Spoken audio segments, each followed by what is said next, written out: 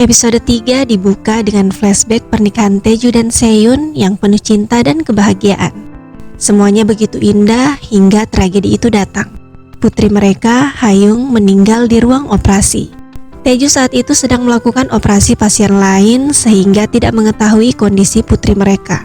Apapun itu, Seyun tetap menyalahkan Taeju karena tidak hadir saat anak mereka membutuhkan pertolongan. Kehilangan putri sematawayang meninggalkan trauma dan luka mendalam bagi Seyun dan Taeju. Sejak itu, keduanya semakin menjauh dan menjauh sampai pada titik yang kita lihat saat ini.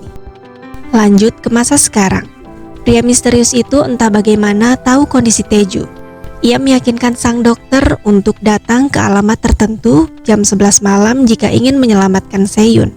Setelah itu, lampu kembali menyala dan interogasi Taeju dilanjutkan. Di ruang tunggu, ibu dan kakak Taeju datang dan otomatis bertemu dengan orang tua Seyun. Orang tua Seyun terus menyalahkan Taeju. Di ruang interogasi, polisi terus menyudutkan Taeju. Taeju hanya terpaku melihat jam tangannya yang terus berdetak mendekat ke angka 11. Ia terus berpikir bagaimana caranya agar bisa keluar dari kantor polisi dan pergi ke alamat yang disebutkan pria misterius. Di saat itu, pria misterius dengan komplotannya kembali memadamkan listrik kantor polisi.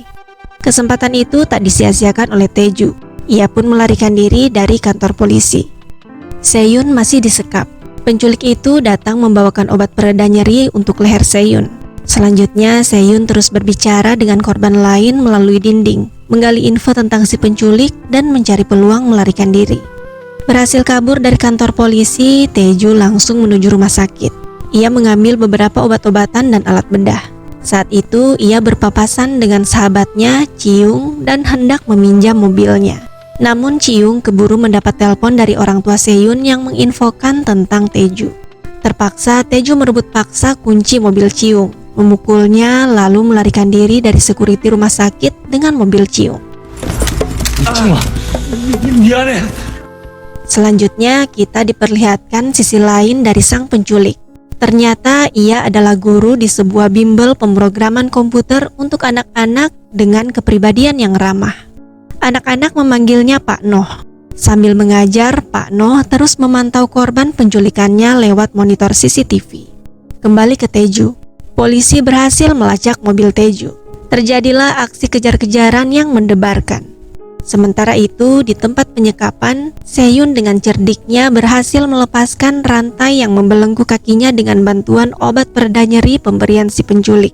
Ia lalu memanfaatkan besi belenggunya itu untuk mendobrak pintu ruangan tempatnya disekap. Taeju akhirnya berhasil lolos dari kejaran polisi. Ia bergegas dan akhirnya sampai ke alamat yang diberikan pria misterius. Tak ada istrinya. Di sana ia hanya bertemu dengan si pria misterius. Taeju pun emosi dan sempat menyerang pria misterius hingga pria misterius itu menjelaskan siapa dirinya. Pria misterius itu bernama Lee Soo-hyung. Rupanya ia adalah seorang polisi. 6 tahun lalu ia mengalami kejadian yang serupa dengan Taeju. Istrinya diculik, lalu sang penculik meminta uang tebusan. Soo-hyung sudah memberikan uang tebusan. Namun alih-alih selamat, sang istri justru kembali dalam kondisi tak bernyawa. Sejak saat itu, Soo-hyung terus menyelidiki dan bertekad menangkap si penculik. Ketika mendengar rekaman telepon antara Taeju dan si penculik yang diperoleh dari teman polisinya, Soo-hyung yakin kalau penculik Seyun sama dengan penculik istrinya dulu. Ia masih ingat betul suara si penculik dan pola penculikannya, persis seperti yang dialami Taeju dan Seyun.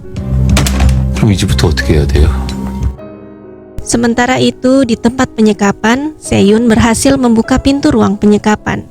Ia berniat menolong korban penculikan lainnya, namun saat ia berusaha membuka pintu ruangan korban penculikan yang lain, ia ketahuan Pak Noh dan akhirnya aksi melarikan diri itu gagal. Si penculik lalu melihat berita bahwa Taeju berhasil lolos dari para polisi. Entah karena kesal melihat berita itu, malam itu Pak Noh menghabisi korbannya yang disekap di ruang sebelah ruangan Seyun. Kembali ke Taeju. Ia mengikuti saran dari Soo-hyung untuk merampok uang mertuanya. Dengan begitu, ia akan menjadi berita utama dengan narasi seorang dokter terkenal yang melarikan diri saat diperiksa atas tuduhan merencanakan penculikan serta pembunuhan istrinya, kini bahkan merampok uang mertuanya. Tujuannya adalah agar si penculik bisa melihat berita tersebut dan meyakinkan si penculik bahwa Teju memiliki uang. Bukan tanpa alasan, hal ini dilakukan untuk memancing si penculik keluar dan mau melakukan kesepakatan lagi. Dan benar saja, saat Pak Noh mendengar berita tersebut, ia pun langsung tertawa, seolah ingin kembali bernegosiasi dengan Teju. Namun tak sampai di situ, Suyong juga meminta Teju menyusup ke layanan forensik nasional dengan identitas temannya di kepolisian untuk mengambil beberapa barang bukti terkait sebuah kasus yang bisa menjadi umpan untuk memancing si penculik keluar. Tentu saja berita penyusupan Teju ini kembali menjadi berita utama yang dilihat semua orang termasuk Pak Noh. Saat Pak Noh melihat berita-berita terkait Teju, tiba-tiba sebuah video call masuk. Betapa terkejutnya penculik itu saat menerimanya. Ternyata yang menelpon video call itu adalah Teju. Itulah episode 3 dan 4 dari The Husband. Apakah Teju akan berhasil membuat kesepakatan dengan Pak Noh? Nantikan di episode selanjutnya.